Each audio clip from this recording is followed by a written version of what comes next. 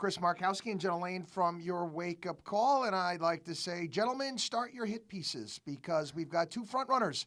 We've got Rand Paul and we've got Governor Scott Walker. Well, I think they've already done those Scott Walker hit pieces, or for what they could. He says, I mean, he's always been honest and upfront about the fact that he didn't finish college. Yeah. I don't know why it's being perpetuated as if he was lying somehow.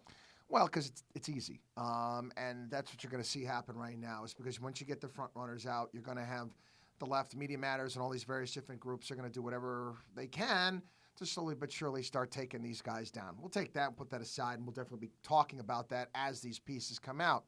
But again, what I learned from CPAC is that, again, the libertarian side of the party continues to grow. Rand Paul, what is his second or third win in a row? Third win in a row.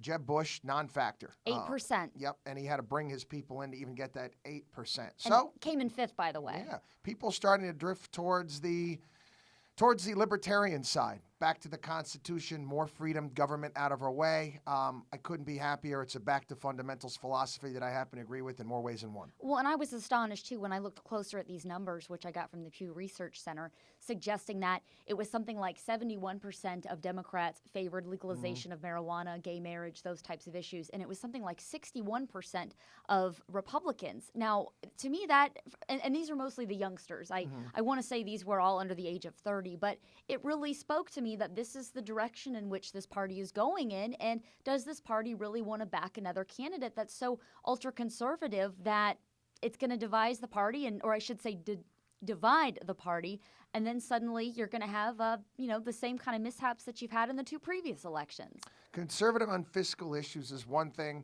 The social issues are most certainly going to be taking a back seat in this next election. And again, if you want to get elected, and most certainly if you want to get the younger demographic and getting the Gen Ys, the millennials, the Gen Xs, which are, well, we're old now. But anyway, it's you're going to have to obviously start moving away from that and start focusing on what our future is going to be like. We've got other concerns. Are we going to have Social Security? Are these entitlements going to be here? $18 trillion in debt.